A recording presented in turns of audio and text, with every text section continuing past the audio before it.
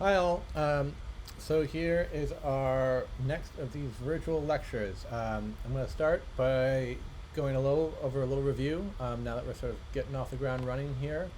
Um, our last lecture was about modernism and how it moved away from pictorialism. So here on the left you see Edward Steichen before he moved into the commercial world and modernism. On the left, Bernice Abbott's photograph of Eugene Atget a few months before he passed away. Um, there is Ansel Adams up top, Imogen Cunningham and Edward Weston, the Pepper, all parts of the F-64 group on the West Coast, who were looking at direct representation as a form of artistic expression. And here are some things that I didn't really talk about. Hans Belmer, Karl Blossfeldt, and things that you should have read about of different ways of approaching the new world. So now I'm going to talk to you about social documents and how we get to where we are. Social documents is social documents is how we end up starting into the world of photojournalism and how photography can change the world through depiction and meaning. So I'll jump right into it talking about Jacob Riis, or Jacob Riis, who immigrated from Denmark in 1870 to New York. He was poor and homeless at first, but was able to find work at the New York News Bureau. He was a police reporter in the East Side Mulberry Bend slum. And he wasn't actually a photographer. He would kind of march into these places with a handheld Graflex camera, type of Graflex camera, and a flash, using magnesium flash powder that is very dangerous and flammable, to the sole purpose of getting images to show. And I'll talk more about that. So nothing's posed or artistically composed. It's all about authenticity, but he didn't even really consider himself a photographer. This is Peddler slept in the cellar of 11 Ludlow Street. So Jacob Riis, I don't actually have notes here. I thought I had notes. Jacob Riis, when he started writing about the horrible conditions that were happening in New York, in what was at the time, it's the Five Points area, also known, which is now Wall Street, ironically enough. But it was a horrible, horrible, horrible condition. These are tenement slums. This is a man sleeping in a basement with no light, no windows, really terrible space. And he started to write about it for the paper, but he realized he couldn't do it any justice, as he would go into these bars. So he picked up a camera and often with a police escort would go to these places and try and photograph with the intention of showing the world how horrible the conditions were that people were living in these flop houses where people had to stay together. I can't believe I didn't do this. And all the different ways that people were living down here.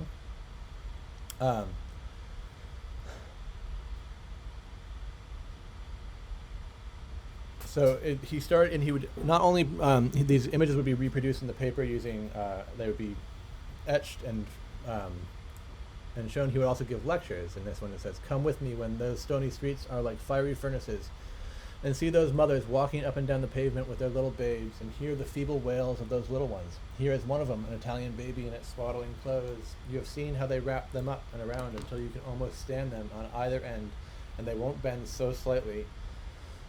So tightly are they bound."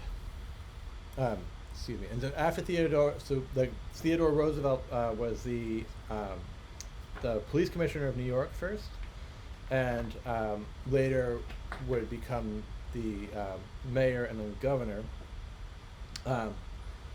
But so yeah, Jacob Riis, he found that reporting. Oh God, I'm sort of screwing up this first part. I apologize.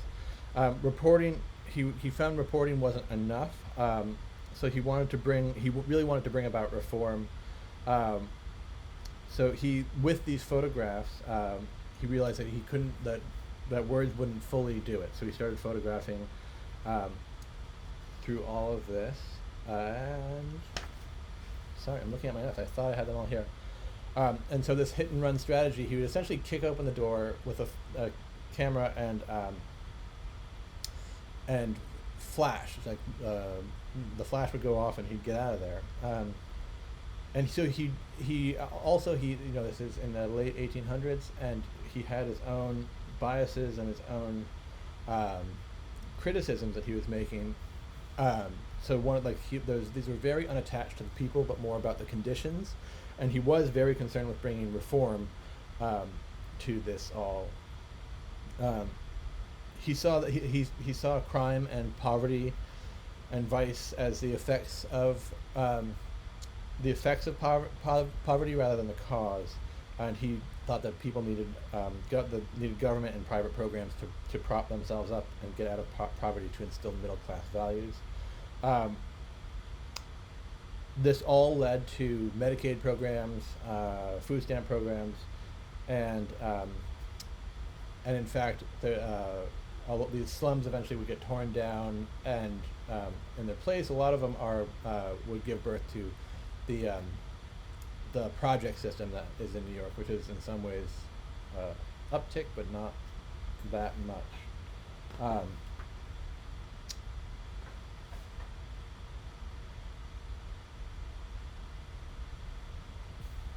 So moving on. Sorry, I'm a little all over the place. I thought I had this all, but I'm just going to go with it, and this is what it's going to be. Lewis Hine, who was working around the turn of the century, started photographing immigrants coming into Ellis Island. He studied at Columbia University as a sociologist, and then began to use his sociology skills to look at people coming into the country. He taught the ethical cultural school the concept of social uplift, and what he would do with the subject, he wouldn't try and capture them. He would photograph them with their permission. So he would go to these people and talk to them, and he was really fighting against the stereotypes of immigrants to show them as humans. In 1906 to 1818, he worked for the National Child Labor Committee, which is really where he did his most important work. And he was collecting data on subjects I'll get into this one. So these photographs in Ellis Island, they were new arrivals to the United States in the early 1900s, and when they would come in, this thin, bespectacled man waving them down, it just seemed to be part of the immigration process, where they would have spent weeks crossing the Atlantic Ocean in hopes of becoming Americans, and now that they disembarked the crowded ships, there is only a few steps remaining, and they believed that Lewis Hine, standing there with his camera documenting them, was part of that. So after they were herded into an immense brick building, the newcomers were directed this way and that, and he would just tell them to sit and stand, open their luggage, and for a select few they found themselves cornered by him, and he would take his large box-like camera out on a tripod and photograph them. He often, mostly he didn't speak the same language, so he would motion them to do what he wanted them, and they waited anxiously while he set up the camera, and then he would use the flash, that's magnesium flash powder, which would throw smoke in the air, and when it cleared, the immigrants were set on to the next step. So he kind of interrupted the process of immigrating, and they likely never knew that they had just become part of this project to make the country more welcoming towards them. His images were often, unlike, say, Jacob Riis, they were really a vision of either hope and idealization, and you can really see that here, where these two versions of this Jacob Riis's Mullins Alley and Lewis Hine's Cherry Hill. And so there's kids playing, having a great time in these same alleyways that these kids are looking intimidating and aggressive. Between 1906 and 1918, he began working for the National Child Labor Committee, and the thing to remember about this at the time is that there was no child labor laws in place now. So in order to bolster the workforce, a lot of children were working in factories and other conditions that were unsuitable to them. The NCLC, the National Child Labor Committee, needed facts that documented the abuses that these children were going through. So Hein collected data about his subjects, including their name, age, height, weight, nature of their work, how long they'd been working, and any work-related injuries. And they did this to refute those who optimistically or hypocritically spread the news that there is no child labor.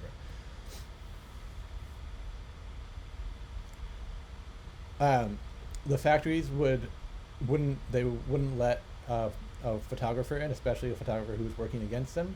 So he would often fake his persona, posing as a fire inspector, a postcard vendor, a Bible salesman, or an industrial photographer who would include the children as a depiction of scale among the large machines.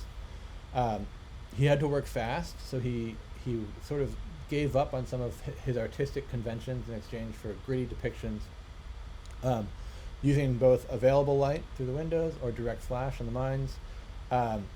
Large apertures creating limited depth of field, as you can see in this image, which would draw the viewer into the sitter's face. So just to go backtrack for a second here, an image like this, which at the time that, the idea would be to have this totally formal, but that soft focus gives it this really sort of potent depiction of the child herself.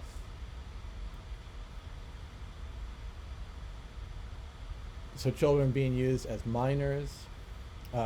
Here's from 1911, lad fell to death in big coal chute. These were horrible situations. So Hein would create a picture essay for Survey magazine, as well as these pamphlets that would be handed out. You can see these brochures. And the work would appear in books, magazines, and those pamphlets, slide lectures, and the final result was that these ended up in the Congress to create child labor laws, where these pictures were evidence enough that these children were not living healthy lives or where they should be. So that was by the 1910s. By 1930, the building of the Empire State Building was happening, and it was in competition with 40 Wall Street, which is a building I'm not familiar with, and the Chrysler Building for the tallest. As you can see, the Chrysler Building is back there. It was completed 12 days ahead of schedule in just 410 days. And so this goes back to Louis Hein's idealism and the American industry. So he was very patriotic, and really did believe in this sort of this industrial age and America, but he also saw its flaws, as you see with the child laborers. This project involved 3,400 workers, mostly immigrants from Europe, along with hundreds of Mohawk iron workers, many from the Kanawaki Reservation near Montreal, and only 5 workers died, which is, I guess, telling. But here you have these muscle-bound construction workers balancing on girders high above New York City, and this is truly America. And the opening coincided with the Great Depression, and so much of its office space was left unrented, and it became known as the Empty State Building. And probably his most famous image is called Powerhouse Mechanic, which is not from that project, but it goes back. It's all about the idealization of American ingenuity, industrialization, and power, which is an often underlying part of his work. So he was very interested in America, but all facets of it, and used his work to present these ideals of propping people up. Another direction to head in, and a bit of a pivot, is the ethnological approaches of how photography is used. So originally, when photography was able to make exposures long enough to photograph people wanted to study other cultures. So we go back to that positivist idea. Just a reminder, it's that philosophical system that holds that every rational, justifiable assertion can be scientifically verified or is capable of logical or mathematical proof, and therefore rejects metaphysics and theism. But this is this outsider's view of the other, right? The Darwinian triumph of white domination. And here you have a picture of 9 Aborigines that were being studied by this R.A. Cunningham and studied. I have more here. The Cunningham, who is doing this study, traveled to wherever it says in North Queensland, to find subjects for his next show-stopping exhibition, Ethnological Congress of Strange Tribes. He sought to add his collection of indigenous people, which already included Zulus from Africa, Toda from southern India, Nubians from southern Egypt, and Sioux from the U.S. Throughout the late 19th century and well into the 1950s, Africans and in some cases Native Americans were kept as exhibits in zoos. Far from a relic from the unenlightened past, remnants of such exhibits have continued in Europe as late as the 2000s. Above is a photograph, and that photograph is from Brussels in 1958. And many Aborigines died on their travels to Europe and America. There's Tambo, who was the first to die only a year after leaving Sydney.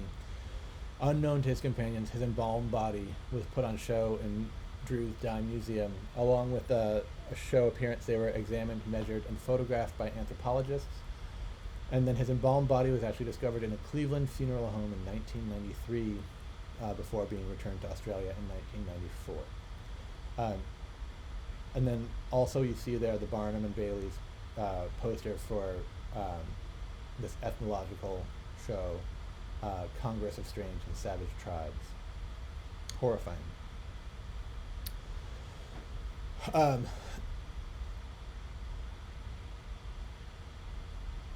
So there's also this idea of getting women to bare their breasts for certain anthropological purposes, especially connected with the subjects of markings. We wish to have photographs of some of the dark ladies, beauties, and others in fewer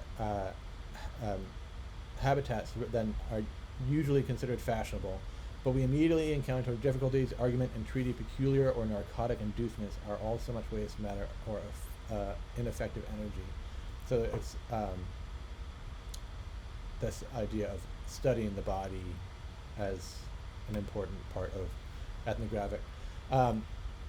This is from Supple Bodies by Christopher Wright, and this is the photograph is by Francis R. Barton, depicting a young woman named Louis Kama from Papua New Guinea.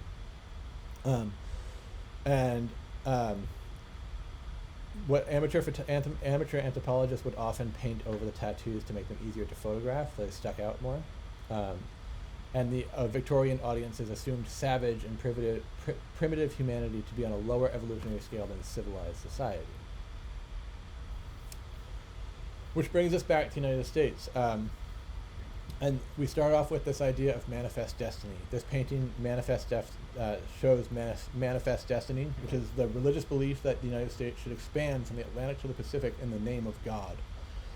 In 1872, the artist John Gass painted the popular scene of people moving west that captured the view of Americans at the time, called Spirit of the Frontier, and widely distributed as an engraving portrayed settlers moving west, guided and protected by a goddess-like figure of Columbia and aided by technology, railways, and telegraphs, driving Native Americans and bison into obscurity. It is also important to note that the angel is bringing the light as witnessed on the eastern side of the painting as she travels toward the darkened west.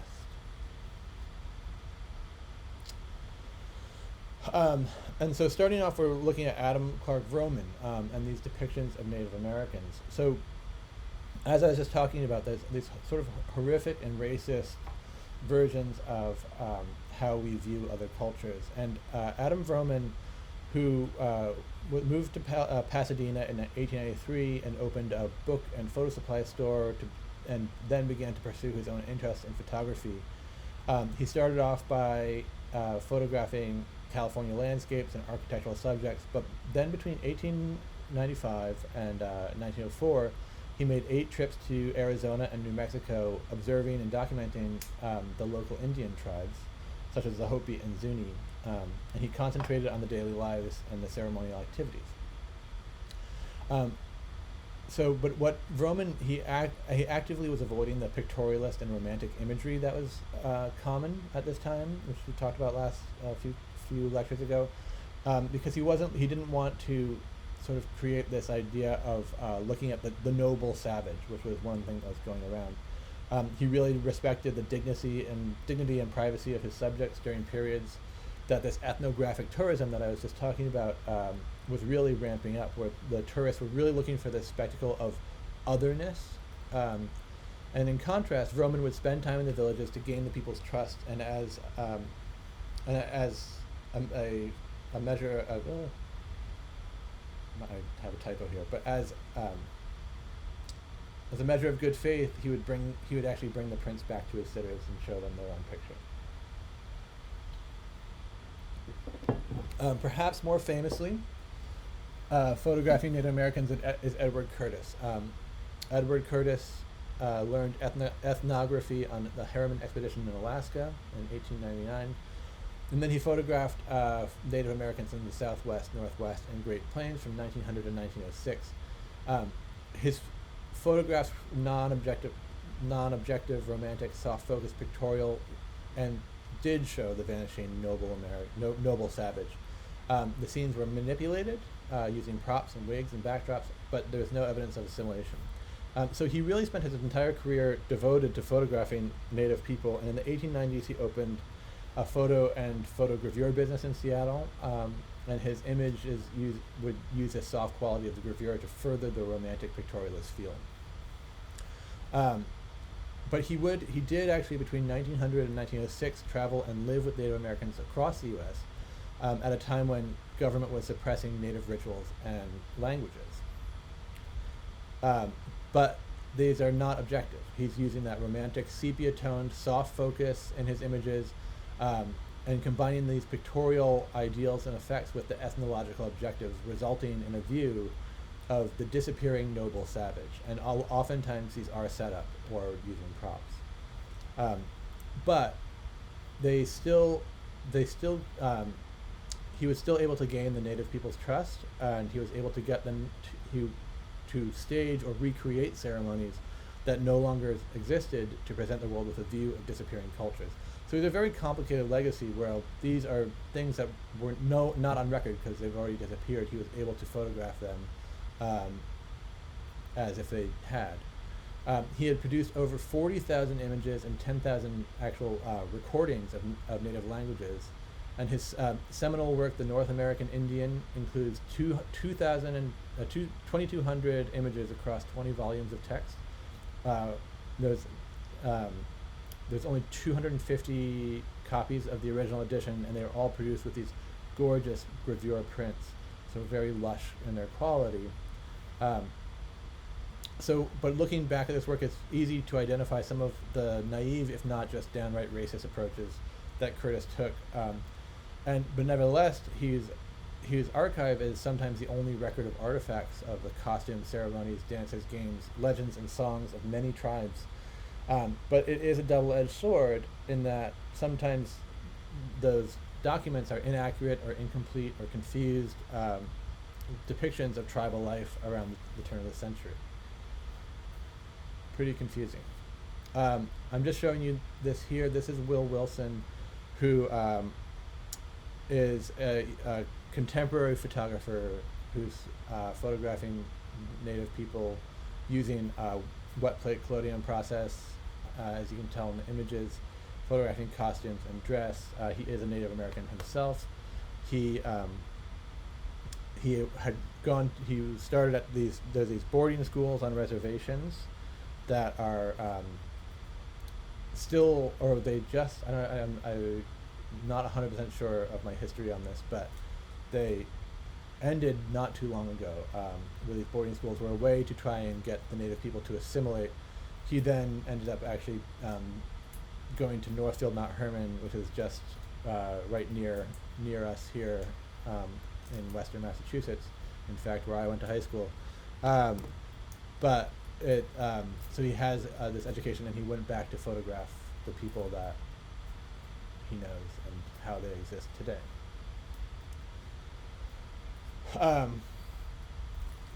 Some other Native American photographers that were working even back then. This is Richard Throssell, and his picture is Plenty Coups. And so there's an emerging ethnic consciousness among minority photographers. So even though Throssell was not a Crow, he was a quarter blood of, he was Cree, he was a quarter Cree heritage, and but in 1906 he was adopted into the Crow Nation which afforded him these intimate moments, which non-Indian photographers could not experience within the Crow people of Montana. In 1902, he moved to the Crow Reservation and took a job with the Indian Service. And shortly after his arrival, he bought a camera and began making these portraits of Crow individuals as families, as well as photos of daily life and sacred secular ceremonies on the reservation. And he actually, in 1905, met Edward Curtis, who was also photographing the Crow. And Throssell he adopted much of Curtis's sentimental style with a softer focus and more dramatic lighting. And these stage arrangements of people and subjects on the Crow Nation. He also met the painter Joseph Henry Sharp, from whom he learned design and composition. And so but there is the fact he was adopted by the Crow Nation. It gave him more access to situations and ceremonies that were not available to non-photographic artists. And during his 10 years on the Crow Reservation, he made more than 1,000 photographs. And Horace Pula, who was working a little bit later, more in the 40s, and as you can tell, his images are a little more documentary and modern. He was a Kiowa from Oklahoma, and he was the rare Native American Indian photographer who was documenting Indian subjects. He began making a visual history in the mid-20s and continued for the next 70 years, so pretty much right before he died. He would photograph his friends and families at events important to them, so weddings, funerals, parades, fishing, driving cars, going on dates, going to war, playing baseball. He would sell his photos at fairs and community events, and he often stamped the reverse, a Pula photo, picture by an Indian, Horace M. Pula, Anadarko, Oklahoma, not simply by, quote, an Indian, but by a Kiowa man strongly rooted in his multi-tribal community. Pula's work celebrates his subject's place in American life and preserves an insider's perspective on a world few outsiders are familiar with. The Native American of the Southern Plains during the mid-20th century. He also was slated to be an aircraft mechanic and was sent to California during World War II. And after that purpose, he enlisted in 1943, but soon after he was sent to Colorado to learn the art of aerial photography. And then he was stationed for the duration of war at MacDill Field in Tampa, Florida, where he would train other aerial photographers, which was a perfect marriage of his interests in photography and airplanes. And there he met Gus Palmer, who was also a Kiowa, and they would often appear in photographs together, often self-portraits wearing their flight suits and war bonnets. So Frederick Douglass, who you all should know, was really believed strongly in the power of photography, and he's thought to be possibly one of the most photographed people in the history of photography. He says that it enables us to see what ought to be by the reflection of what is and endeavor to remove the contradiction. He thought that photography could elevate perceptions beyond the inhumane depictions of African Americans that were more common in the 19th century. Which, in contrast, this is a really interesting and problematic project that happened and is in the world of photo history. This is Frances Benjamin Johnson, who was friends with the Eastmans, so her first camera was a gift from him.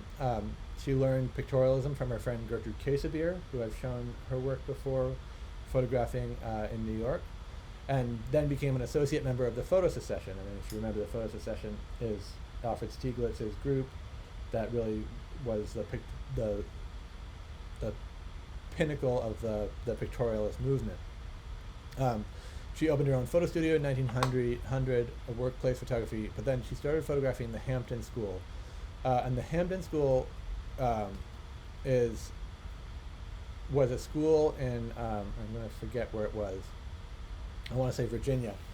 And it had existed before she started photographing it, but it was a place that would offer the white American dream. So essentially it was trying to quote unquote civilize black people and teach them how to live in the the proper American way, which was a proper white American way. And so the Hampton album is this record of this school that was essentially trying to neuter the black voice, and this work is considered part of both the problem as well as a document of what happened. So James Van Der Zee, who lived from 1886 to 1983, and he began photographing as a teenager. So he actually started in the early 1900s, and he photographed right up until he died in 1983, which you'll see. And he really was photographing the personalities of the Harlem Renaissance, recording social events as weddings and funerals. And it was a new vision of this black middle class and upper class, and you'll use a lot of different techniques like double exposure and montage, but it counteracted the stereotype about the degrading African American culture. So he started a portrait studio in Newark, New Jersey, moved to Harlem a year later to open the Guarantee Photo Studio, and the business boomed during World War II. So he's known mainly for his exquisite studio portraits and unique retouching techniques. He not only documented but articulated life in Harlem during and beyond the famed Harlem Renaissance in the 1920s. So as a portrait studio photographing black families and black people who otherwise were thought of as invisible.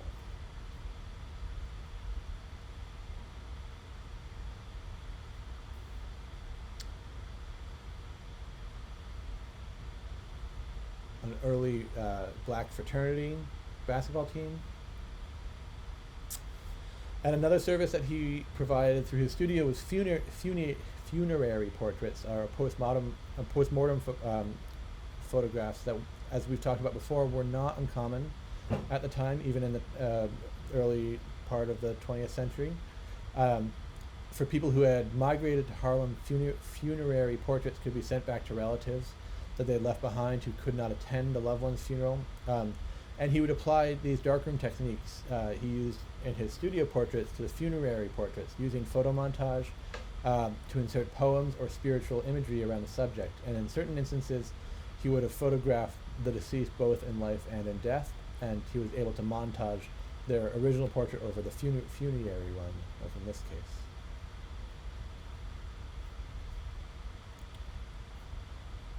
So photographing all different aspects of African American life, dance class, as well as the New York Black Yankees, who are part of the Negro League.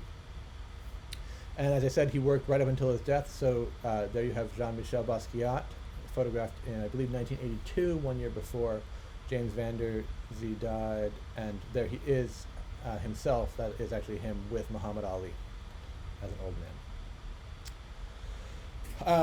So E.J. Bullock, these are the prostitutes of Storyville.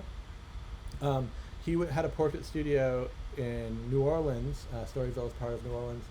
And in these images, that were discovered years after his death and hidden, he was photographing a group of prostitutes they discovered, often sometimes in masks, and even more so with their faces scratched out to obscure their identity.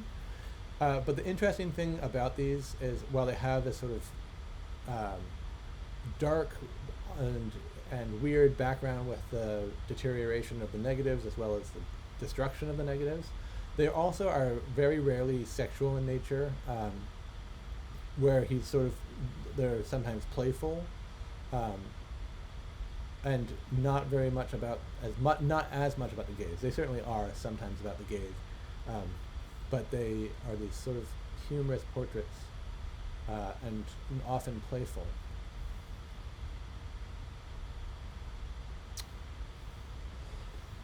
So the physiognomic approach.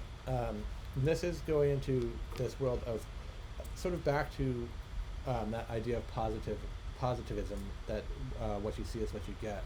Here is a child, Claude F. Hawkins, who was a child murderer.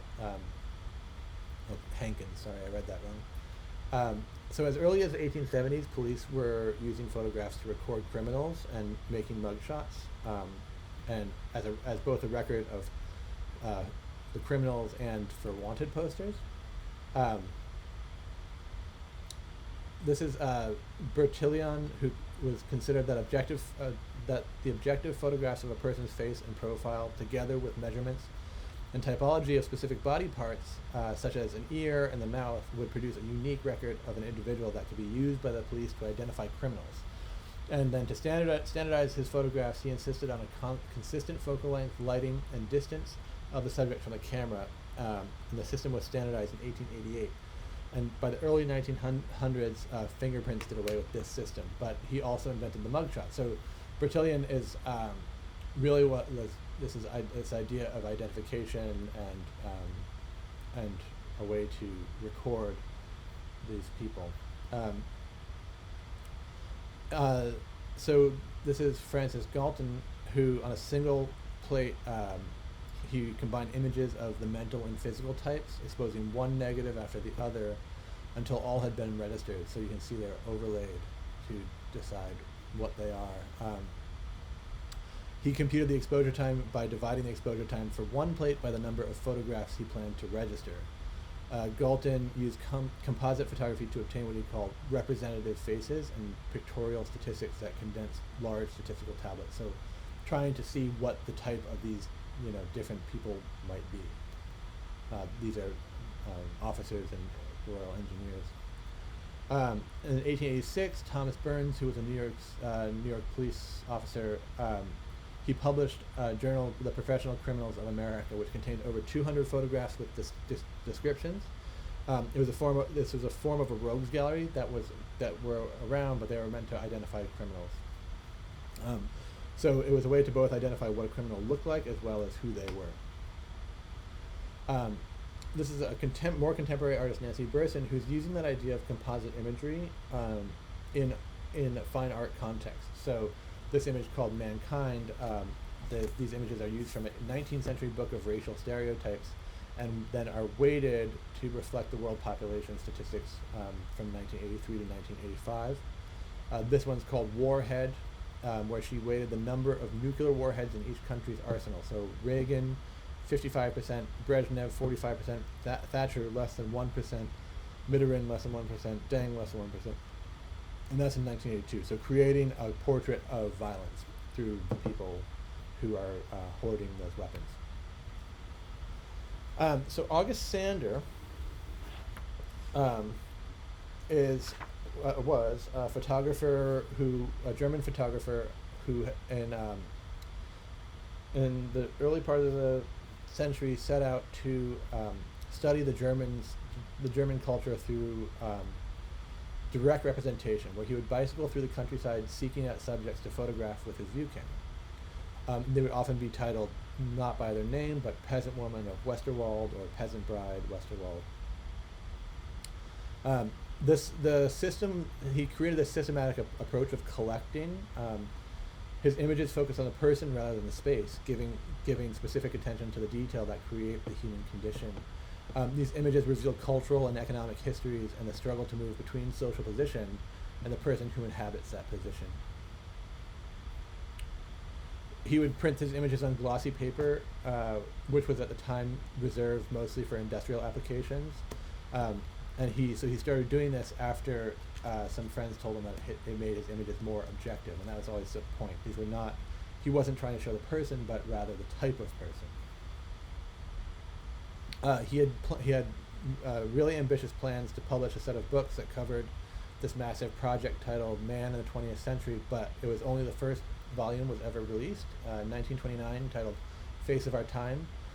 The reason that was by 1934, the Nazis, who were using their own physiognomic approach to spread their hatred, banned the books, which we know about, but they also destroyed the printing plates for these books and seized the negatives because Sanders' work was talking more about diversity through the culture rather than trying to narrow that down. During the war, Sanders took up landscape photography, and he would return to the social documentary work afterwards with a style that was hoping to do social good with it.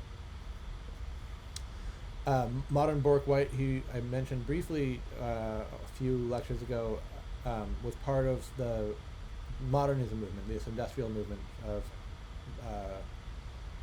moving forward. There she is photographing on the Chrysler Building. But she was is really one of the first known female war correspondents and journalists in general. And she was the first woman to be allowed to work in a combat zone during World War II. And in 1941, she traveled to the Soviet Union just as Germany broke its pact of non-aggression. So right at the break of World War II. And there she is down there. And she worked for Life magazine, which of course was this one of the big ways people were collecting worldwide news. And then in the spring of 1945, she got to travel through collapsing Germany with George Patton, who was the U.S. general. So she was photographing the liberation of the concentration camps. And she arrived at Buchenwald, the notorious concentration camp, and later said using a camera was almost a relief. It interposed a slight barrier between myself and the horrors in front of me. And as you see, there's a pile of dead bodies.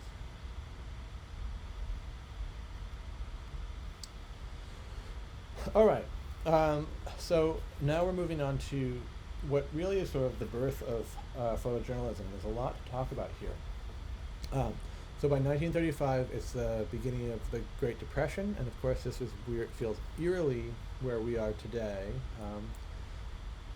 So FDR created the Resettlement Administration in 1935, which was an effort to work with the people affected by the Dust Bowl. The Resettlement Administration was headed by Rexford Tugwell, and he then appoints Roy Stryker as the chief of a historical section, which is then called the FSA, or the Farm Security Administration, which was officially organized until 1937 and lasted through the war. But he hired a number of photographers, 11 photographers in fact, to photograph and showcase the agency's work through rural life. He controlled all assignments and sent them shooting scripts, but the photographer had their own vision. So the Great Depression lasted from 1929 to 1939. And even though the United States had experienced several depressions before the stock market crash on October 27, 1929, none had been as severe or as long-lasting before as Black Thursday, which is what it was known as. The FSA became famous for its photography that went out to parts of the country to document the effects of the Dust Bowl and the Great Depression. The motto of the FSA, as was told by Beaumont Newhall, who was eventually the head of the photography department at MoMA, insists that it was not to inform us, but to move us. So combining this idea of documentation with artistic interpretation. Those photographers wanted the government to move and give a hand to people as they were completely neglected and overlooked. And so they decided to start taking photographs in a style that we would today call documentary photography. Under Roy Stryker, his goal was to introduce America to Americans. And some of the photographers produced some of the most famous photographers, a few of whom we're going to talk about today: Walker Evans, Dorothea Lange, Gordon Park, and actually Arthur Rothstein, who's less famous but more famous for some reason. So here's Gordon Parks, Dorothea Lange, Walker Evans. So Dorothea Lange, she studied with Clarence White, who I mentioned the other day, had his photography school in New York City before she went back to San Francisco to open up a studio there. Through an Oaken Gallery show, she was hired by Paul Taylor, who was a sociologist, to illustrate this report, which was then Roy Stryker saw and hired her as part of the Resettlement Administration and then the FSA. She survived a bout of early childhood polio, so she had a weird limp, which they say might have made her more, or they believe, who knows, would have made her possibly more sympathetic. And that's sort of one of the things that her photographs are known for, as you see in this one. There's a certain sympathy towards the subjects that she's photographing. White Angel Breadline is in San Francisco. It's where people are waiting to get a loaf of bread from the government. Dorothea Lange would go to photograph in Oklahoma. So here's the road west. And even in an image like this, you can see how it's not specific. It's not just about documentation. It's about interpretation and how it opens up. But she's photographing a lot of people in these what are essentially refugee camps. So children of migrant workers, their migrant farms, and dispossessed farmers in Arkansas. So the Depression really awakened her social consciousness, and well, I'll just get to it because it's the most important. So she photographs people throughout, people in their cars, people all over. But it's really this image that she's known for, Migrant Mother, 1936. And so she took this, it was almost by chance that she took this photograph. She was driving home on a rainy day in the winter, after she was a cold month of photographing migrant workers, and she drove past this sign that said Pea Pickers Camp. And she was tired and didn't want to stop, but after about 20 miles, she turned around to check it out, and she said, "I was following instinct, not reason. I saw and approached the hungry, desperate mother as if drawn by a magnet. She asked no questions. She said they had been living on frozen vegetables from the surrounding fields and from birds that the children killed. She seemed to know my pictures might help her, and so she helped me. There was sort of equality about it. I knew I had recorded the essence of my assignment." And so she took, these were the images that she took leading up to it. At first, she took these pictures to the United Press, to a newspaper editor there, and they eventually ran it as and not this picture, but other pictures from this shoot, with the headline "Food Rush to Starve," which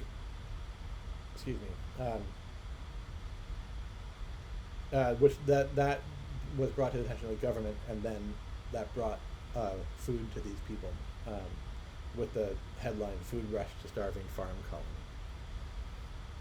Colony." The image is representative of the Virgin and Child, as you see here.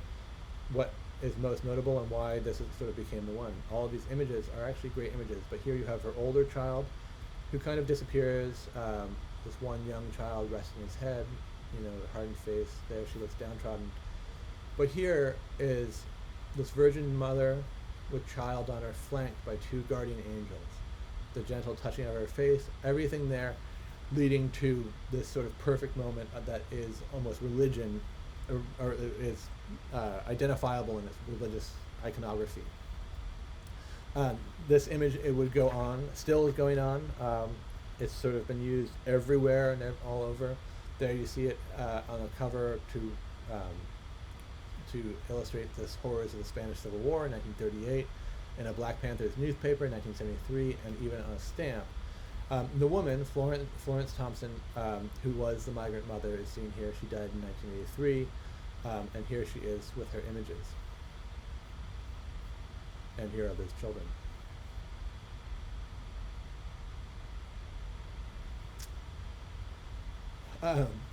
She would actually go on to Paul Taylor, who was the sociologist who she illustrated a work for. They ended up getting married, and this is a book, An American Exodus, that is essentially a photo essay by the two of them together. And in fact, there's a prize through Duke University called the Lang-Taylor Prize, referring specifically to this work of how pictures and images go together and how one can benefit the other. And we will actually see that a lot in a lot of the work from the FSA photographers. The next photographer I'm going to show you is Arthur Rothstein, and there's less to say about him as his work. He's kind of the most controversial of the FSA photographers. This photograph of the dust storm of Cimarron County has become sort of the quintessential picture of the Dust Bowl, where these father and children are running away from the physical dust that's to get into that little shack to be protected from it. His images are very editorial in nature. They have a lot of depiction of, and are trying to bring out this emotion on the dust and all of this. But he is also thought to have constructed some of his pictures rather than found them, such as this one, Skull, Badlands, South Dakota, where um, this was the original version, where he found this. He was driving by this, spotted a steer skull, which was a victim of the Dust Bowl, a cow that wasn't able to eat and eventually died. And he made some exposures and then moved it onto this cracked earth about 10 feet from where he found it, and made this exposure. And he processed the film and returned it to Washington to be printed. The AP, the Associated Press, printed one of the Rothstein skull pictures as a symbol of the drought in 1936 with the caption, "Skull of a drought-stricken steer." It received national syndication and spotted an opportunity to discredit Roosevelt's farm policies. But it was actually a small North Dakota newspaper ran the still image with the headline, "It's a fake." And that story that he'd fabricated the image, made it all the way back, gained national coverage, and Roosevelt's opponents really latched onto the image as a proof that the RA program tricked people into accepting this sort of idea of social experimentation. And it made it around. There was cartoons about what a farce it was. So while the RA, the Resettlement Administration, they didn't condone the practice of faking the photographs, and Stryker encouraged his photographers to find the most compelling ways to present their messages to the public. So there was a different opinion, and this is sort of where this birth of truth in photojournalism comes out, and the argument. They would accept Lang's images, even though, as we see back there in Dorothea Lang's pictures, there was a fair amount of editorializing and picking the best option. So they accepted that image as reality because it really happened, although there are different pictures that she took and different poses that the people are in. They rejected this as a staging, and it violated the journalistic trust. Even though it was not intended to, fake a news photograph, it was characterized as such.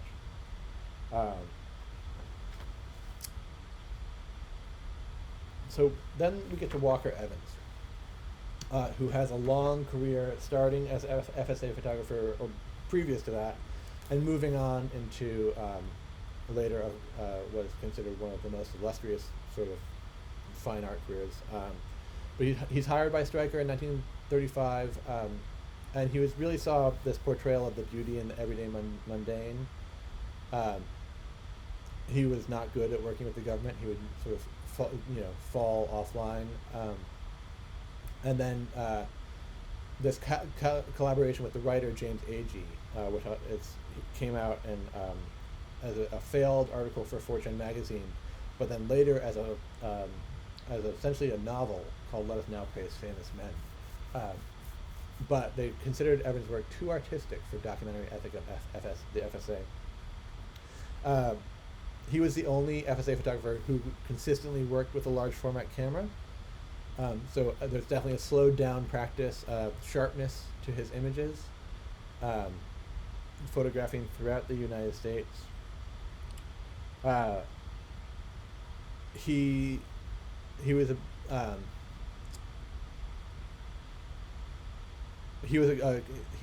trying to cultivate an economy of practice that can be seen in 1930s.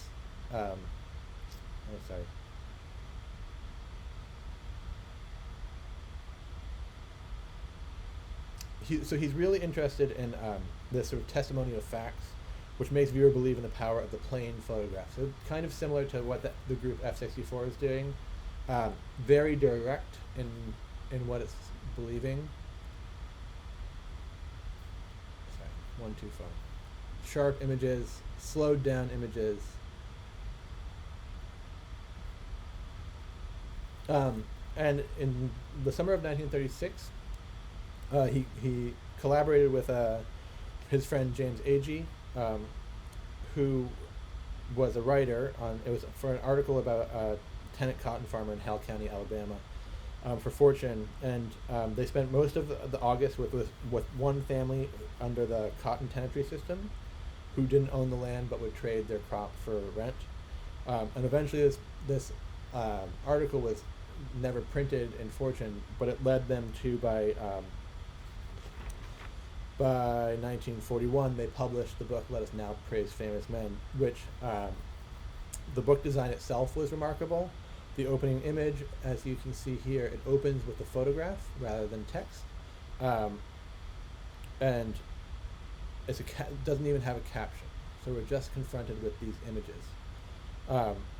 But the photographs were not used as illustrations, as they were in the Dorothea Lange book, but rather they were co-equal and mutually independent and fully collaborative in how this book is put together.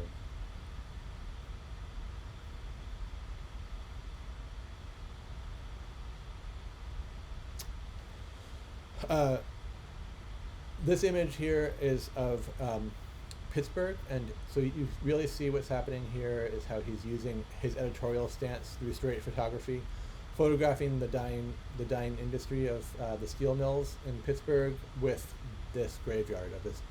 So photographing through a graveyard to talk about how this town is dying.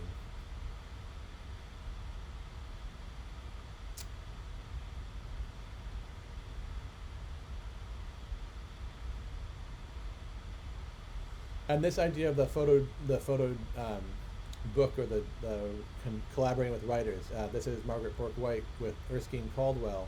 You Have Seen Their Faces, which is a book about sharecroppers. And Evans and Agee would collaborate again on a book called Many Are Called, which is Walker Evans had photographed on the New York City subway using a trick camera, which would the people would often seem sort of isolated and alone, not smiling entirely, and revealing them in their own universe. And the sequence repeating images replace individuals and each person in a sense of exhaustion, similar to the monotonous effect of a subway car. And the last FSA photographer I'm going to talk about is Gordon Parks. Gordon Parks, he was a younger photographer, one of the youngest photographers in the FSA, and wasn't hired by Stryker toward the end of the war in '42. He was born to a farming family, schooled in an inadequate segregated school, and told his aspirations to go to college were a waste of money. At 25, he was struck by photos of migrant workers in a magazine and bought his first camera and self-taught himself photography. He photographed in Harlem, and he had an ability to function in a multitude of social situations during the Jim Crow era that led to he was the first black staff photographer for Life magazine. The photography clerks who first developed his first roll of film applauded his work and prompted him to seek a fashion assignment at a women's clothing store in St. Paul, Minnesota, and his fashion pick was noticed by Marva Lewis, the wife of boxing champion Joe Louis, and with her encouragement he moved to Chicago and opened a portrait studio. This is his photograph of Ella Watson, also known as American Gothic, and it was this image he made, I believe, in 1942, that he had a meeting with Roy Stryker in D.C., and it was just a horrible meeting, and Roy Stryker told him to go out and find pictures, and he walked out of the office, and it was towards the end of the day, and Ella Watson was the custodian here, and he just saw her in front of that American flag and had her stand there with the mop propped up, which is a reference to the painting American Gothic, if you're familiar with that, of a farmer and his wife standing with a pitchfork. And here's some of his other work from during the FSA period.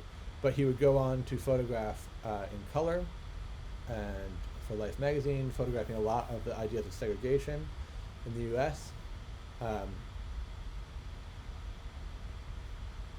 He had a long career. His fashion work for Life, Muhammad Ali. So he photographed celebrities, And in fact, his ability to direct and create pictures would lead him to direct movies, where he directed most famously Shaft, which was a movie that really crossed over the racial divide within popular culture. Um, so it was a really unique way that he was able to position himself in a world where it was stacked up against him. And his work is still today being referenced. There's from Kendrick Lamar's music video, where you can see directly referencing this Gordon Parks photograph. The last thing I'm going to talk about today is the Photo League, which was another group of people that started out to try and use photography for social reform. It was made up of amateur and professional photographers, all with a social conscience, and it offered a basic and advanced classes in photography. Many photographers were either members or supported the activities, including Bernice Abbott, Richard Avedon, Ansel Adams, Paul Strand, Jerome Liebling, who would go on to found the photography department at Hampshire College. And eventually it would sort of get taken down because it had a lot of socialist ideas that it promoted the sanctity of the straight image, and that photography needed to serve social political purposes. But it was in 1947